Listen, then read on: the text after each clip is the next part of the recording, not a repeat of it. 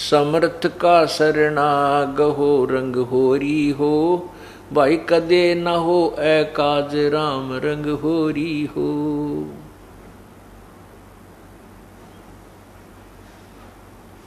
अब उस परमात्मा की महिमा, उसकी जानकारी पूर्ण परमात्मा की प्रारंभ की जाएगी।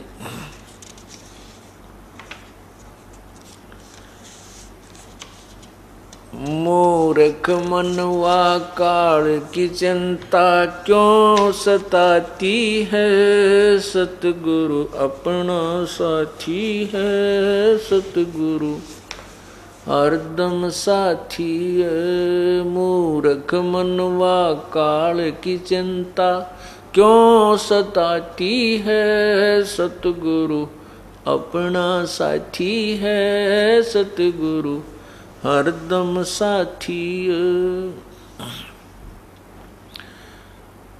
अब यहाँ पर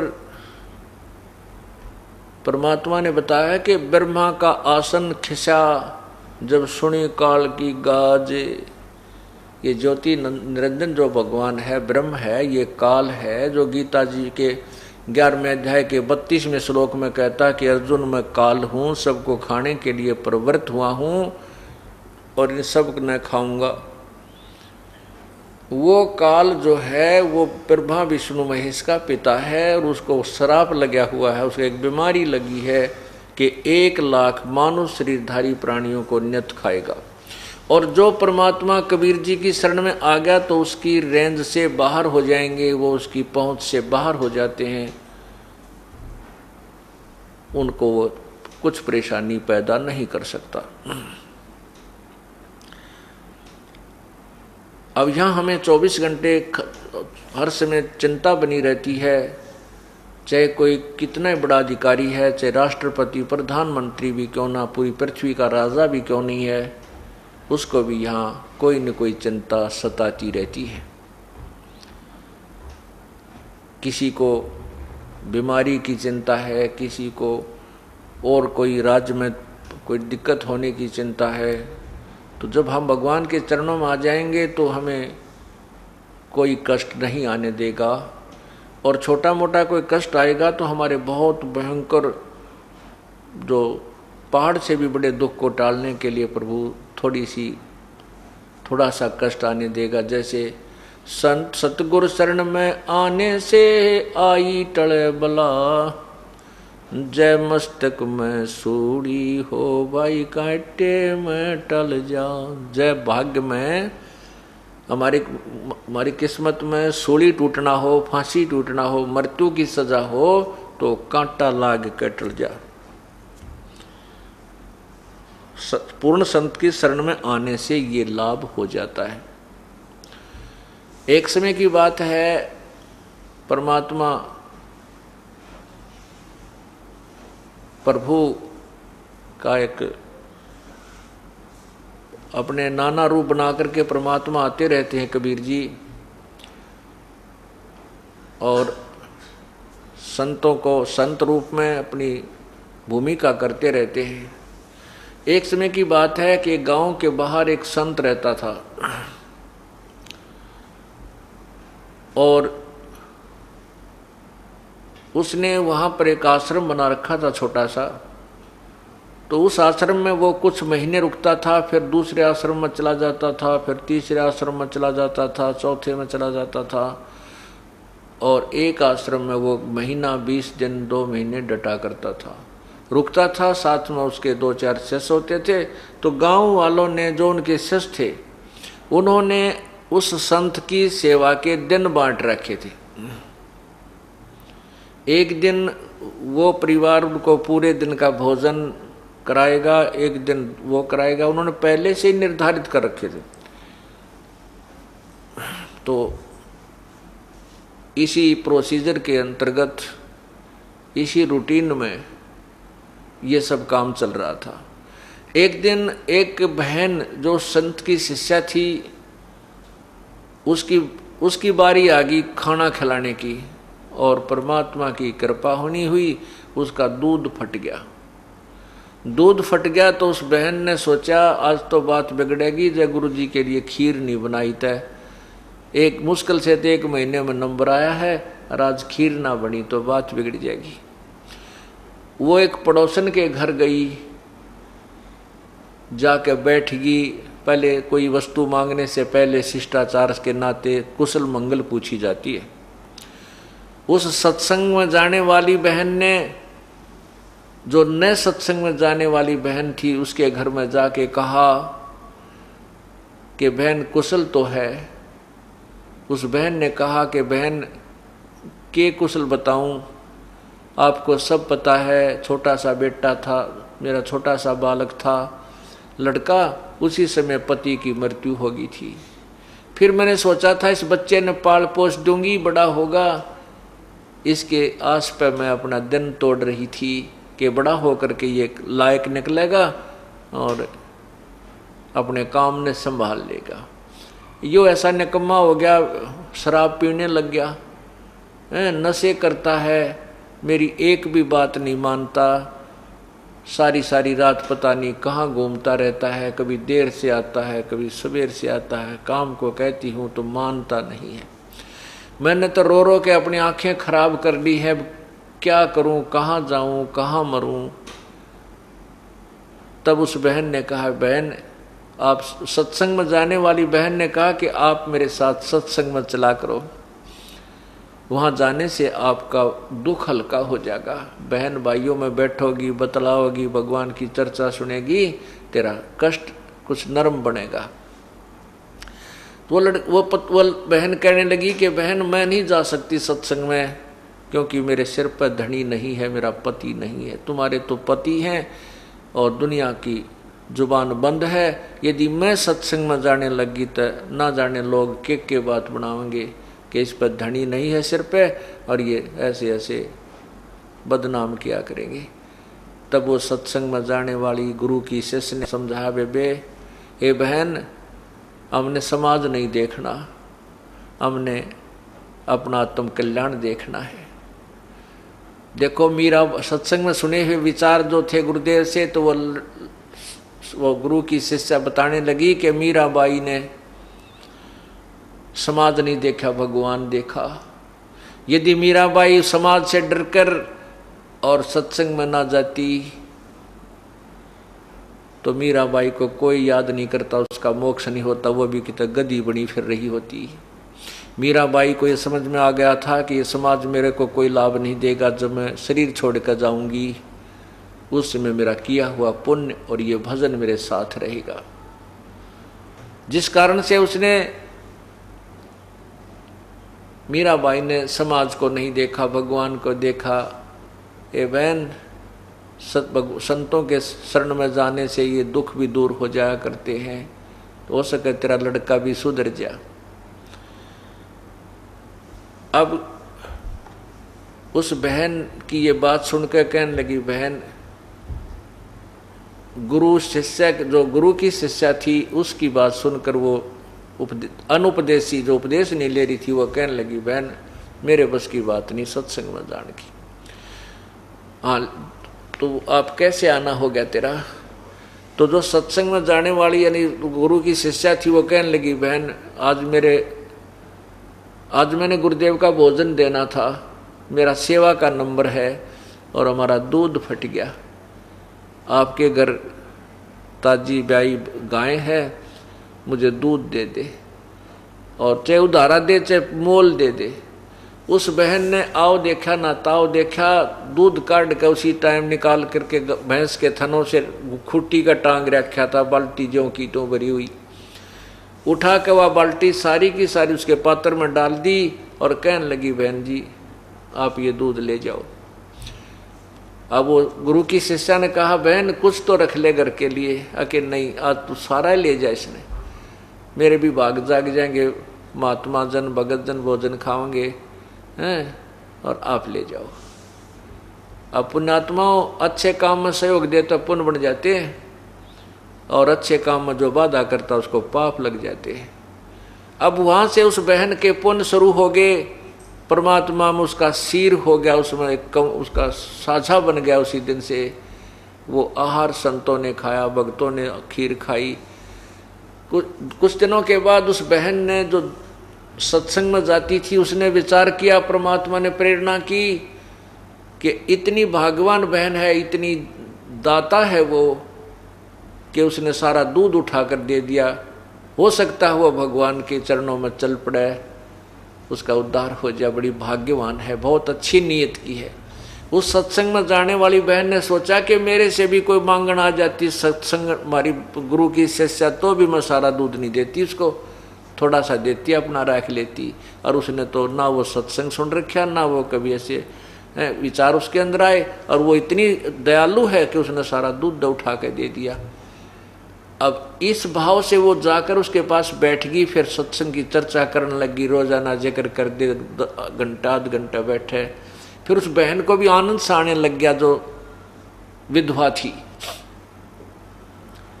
और वो लड़का उसका शराब स्वरूप पीता था। कहने का भाव यह है कि सत्संग के विचार सुनने से एक दिन उस बहन को, जो अनुपदेशी थी, एकदम प्रेरणा हुई, कहने लगी बहन मैं भी आपके साथ सत्संग में चलूंगी, नाम लूंगी। अब सत्संग गई, वहां विचार सुने, तो उस बहन ने गुरुदेव से प्रार्थना की, गुरुजी मुझे उपदेश दे दो महाराज जी। लड़की, और जब उपदेश लिया, उपदेश लेकर के आ गई, फिर सत्संग में जाने लगी। जाते ही गुरुदेव के पास यही अर्ज किया करती थी, हे गुरुदेव, हे महाराज जी, मेरा बेटा बहुत बिगड़ गया, शराब पीता है, मेरे कहे के नहीं मानता, अपने चरणों में ले लो प्रभु। इस दुखिया का सबसे बड़ा यही दुख है। बचपन में पति मर गया, जो छोटा सा बालक था जो पति मर गया, मैंने शादी भी इसलिए नहीं कराई कि इस बालक में दुख हो जाएगा, और आज इस बच्चे ने मुझे इतना दुखी कर दिया, मुझे कहीं ठिकाना नहीं है, कहती हूँ तो मानता नहीं है। गुरु संत जी कहने लगे, बेटी तू अपनी भक्ति करती रहे, भगवान जरूर सुनेगा तेरी एक दिन। अब क्या होता है कि सत्संग में आने से पता चलता है कि भाई कुछ दान पुण्य भी करना चाहिए। उस बहन को प्रेरणा हुई कि मैं पूरे दिन का, उसने फिर कहा, जो बहन उसको नाम दिला के लाई थी, उसी से कहा, बहन एक दिन की सेवा मुझे भी दिला दो, मैं भी कुछ सेवा करना चाहती हूँ गुरुदेव की। अब उसने दो चारों से प्रार्थना की, सब नाटकीय कहने लगे, ना भाई ना बहन, मुश्किल से दिन मिला हमारे को तो आज सेवा का, हम तो अपनी बारी नहीं देंगे। उस बहन ने जो उसको नाम दिला के लाई थी, उसी ने अपनी टर्न में से शाम के समय का भोजन दे दिया। बहन सुबह का तो मैं खिलाऊंगी, अगली जो बारी आई तो शाम का तू खिला दिए। तो बड़ी खुशी हुई उस बहन ने, जो नई सत्संग में गई थी, पहली बार उसने सेवा का मौका मिला, खुशी खुशी में खीर बनाई, हलवा बनाया, रोटी बनाई, सब्जी बनाई, और इस रुचि में आज गुरु जी को खिला के आऊँगी, भक्तों को खाना खिलाऊंगी। अब क्या हुआ, खेल कुदरत का हुआ, बहन खाना बना रही थी, उसको बुखार हो गया, बहुत ज़बरदस्त बुखार हो गया, और इतना हो गया कि वो 10 कदम नहीं चल सके। अब उस बहन ने अपने आप को कोसा, देखे भगवान आज तो मुझे मुश्किल से अवसर मिला था वो गुरुदेव की सेवा करने का, और आज ये बुखार बन गया, मैं 10 कदम नहीं चल सकती। और वो बेटा ऐसा नालायक से आवत आवर ना भी आवर, आ भी गया तो क्या ना माने, वो कतई नहीं जाओ, और आज मैं सेवा नहीं कर पाऊंगी तो मुझे कभी भी टर्न नहीं मिलेगी, मुझे कभी सेवा का मौका नहीं मिलेगा, मेरा जीवन व्यर्थ हो जाएगा। इतने में वो लड़का आ गया। वो लड़का आ गया तो उसको उसकी माँ ने कहा, बेटा मेरा एक छोटा सा काम कर दे आज तू। वो बोला कि क्या क्या काम है माँ? बेटा मैंने ऐसे ऐसे नाम ले लिया गुरुजी का, और ऐसे ऐसे वो तेरी चाची ताई से मैंने शाम का सेवा मांग रखी है, गुरुजी का भोजन दे के आना बेटा, मेरा बुखार हो गया देख। अब वो लड़के ने माँ का हाथ पकड़ के देखा, बोला माँ बुखार तो बहुत तेज है तेरे।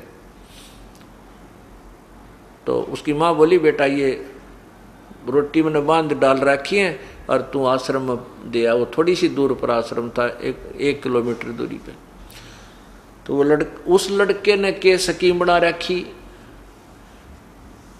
उस लड़के ने, हाँ, तो उस लो लड़का नाट गया, अकना मैं ना जाऊं,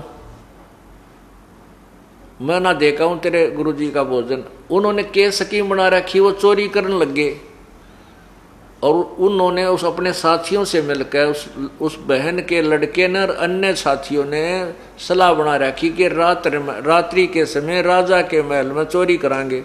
रानियां के 9-9 लाख के हार होते हैं, इतना बढ़िया सोना होता है, और उसको लावांगे और मालो माल हो जावांगे, ऐसे मकान बनावांगे, खूब दारू पिया कराएंगे। बच्चे थे जैसे अपने मन में मियाँ मिट्ठू बने वो। उन्होंने स्कीम बनाई कि रात्रि में 12 बजे उस मंदिर में इकट्ठे होंगे, वहाँ आ जाना, फिर वहाँ से चोरी करने चलेंगे।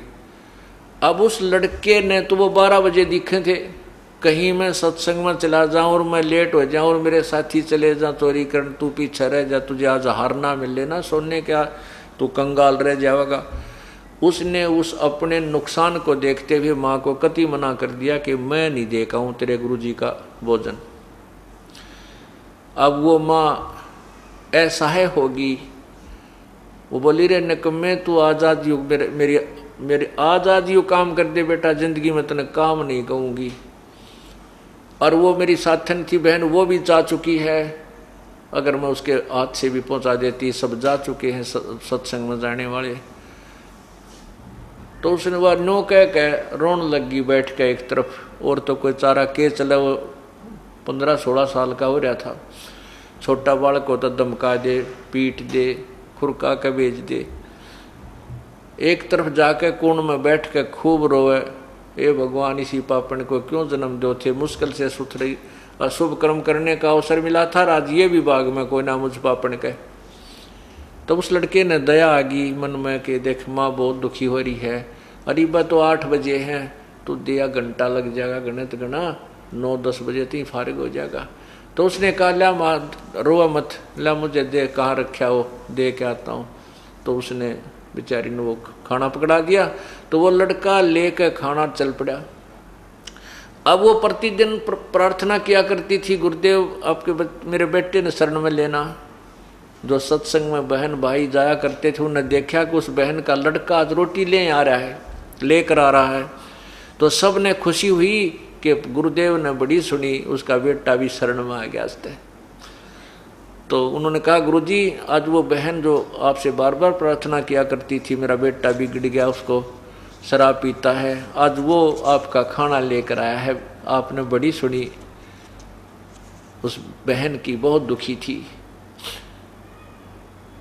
उस लड़के ने कहा कि गुरुजी कहाँ है, महाराज जी कहाँ हैं। उन्हें सत्संग में गए हुए भक्तों ने कहा भाई महाराज जी स्नान करने गए हैं, अभी आ जाते हैं। तो आध घंटा और लग गया, गुरुजी स्नान करके आए इतने, और उसको वो उंगलियां पे मिनट गिने कि कहीं तू लेट हो जा, चोरी ना करने पावर, तुझे वो धन ना मिला है।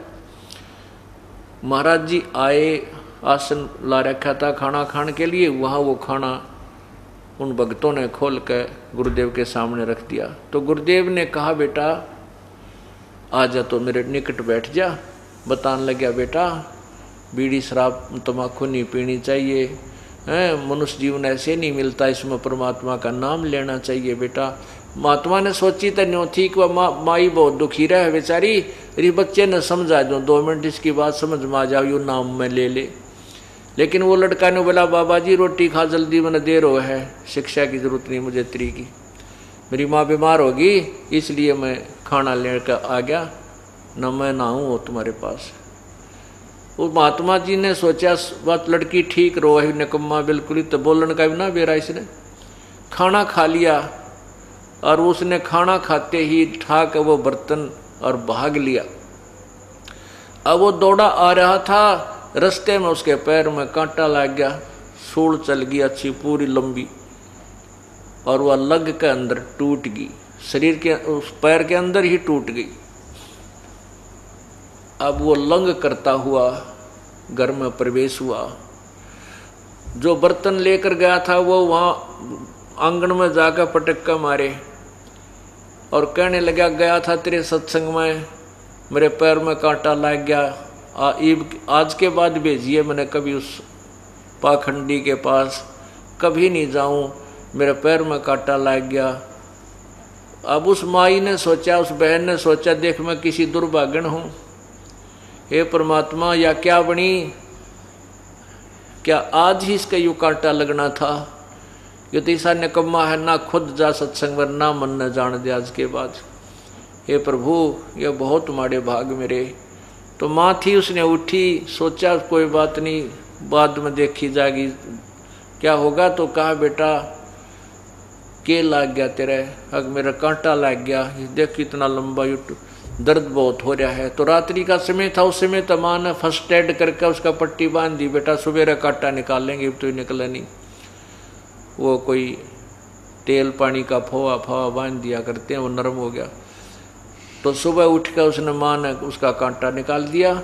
उधर से वो चोरी करने नहीं जा पाया, उसके साथियों ने आध घंटा बाट इंतजार किया, वो चोरी करने के लिए राजा के महल की तरफ चल पड़े।